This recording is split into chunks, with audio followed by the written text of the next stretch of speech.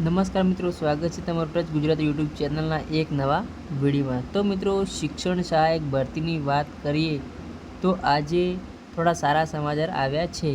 એ ઘણા બધા ઉમેદવારો રાહ જોઈને બેઠા છે અને ખાસ કરીને કટ ઓફની વાત કરીએ તો કટ ઓફ બાબતે સારા એવા સમાચાર છે। ઉમેદવારો જે પણ રાહ જોઈને બેઠા છે કે ભરતી બાબતે કંઈક નવું અપડેટ આવે, સારી અપડેટ આવે તો એના વિશે એ સરસ મજાના સવારમાં સારા સમાચાર આવ્યા છે। તમામ પ્રકારની બાબત આજના આ વિડીયોમાં કવર કરી લઈશું। તો મિત્રો, એક પછી એક તમામ પ્રકારની માહિતી જોઈએ છે।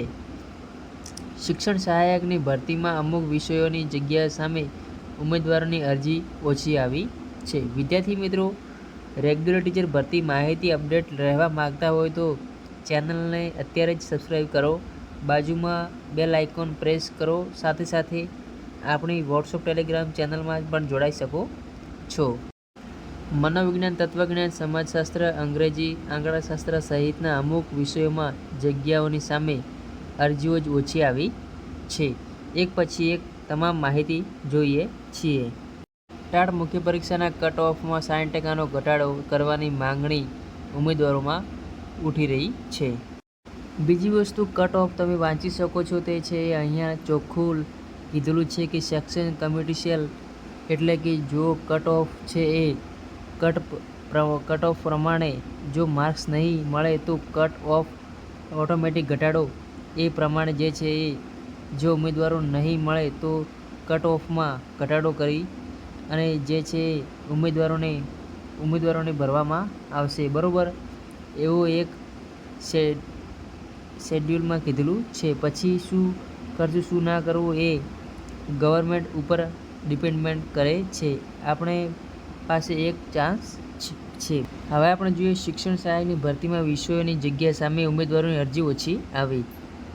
રાજ્યભરમાં ગ્રાન્ટેડ પ્રાથમિક અને ઉચ્ચતર માધ્યમિક શાળાઓમાં શિક્ષણ સહાયકની ભરતીની કામગીરી ચાલી રહી છે। ત્યારે મનોવિજ્ઞાન, તત્વજ્ઞાન, સમાજશાસ્ત્ર, અંગ્રેજી, આંકડાશાસ્ત્ર સહિતના જે વિષયોમાં જગ્યાઓ સામે અરજીઓ ઓછી આવી હોય તેવી જગ્યાઓ માટે ટેટ મુખ્ય પરીક્ષાના કટ ઓફ 60% ઘટાડો કરવાની માંગણી ઉમેદવારોમાં ઉઠી રહી છે। કટ ઓફ વધારે હોવાથી ઉમેદવારોમાં પાસ લાયકાત હોવા છતાં નોકરી માટે અરજી કરી શકતા નથી।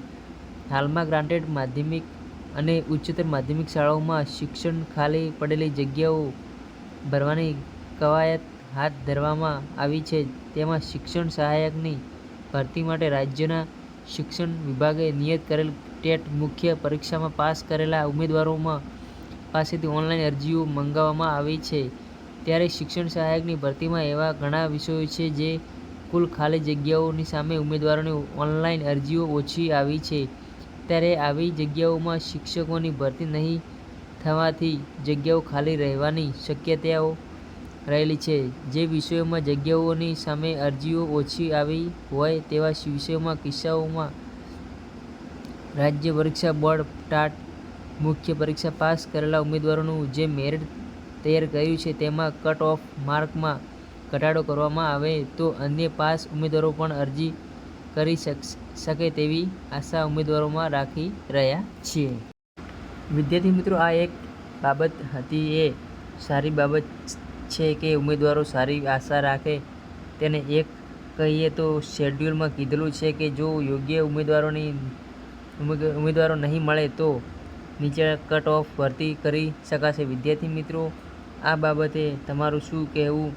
વધુમાં વધુ ઉમેદવારો સુધી માહિતી પહોંચાડો, કારણ કે આપણે આપણા હક માટે લડીએ છીએ તો અત્યારે આંદોલન કરી રહ્યા છે। કેમ કે પ્રકારે જે છે ક્યાંક સફળતા દેખાઈ રહી છે, આ ભરતી બહાર પડી છે એમાં આપણે એક ઉમેદવારોની જે છે જીત છે એ દેખાઈ રહી છે।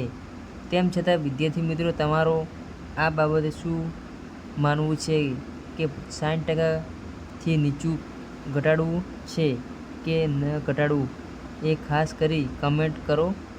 જય હિન્દ, જય ભારત।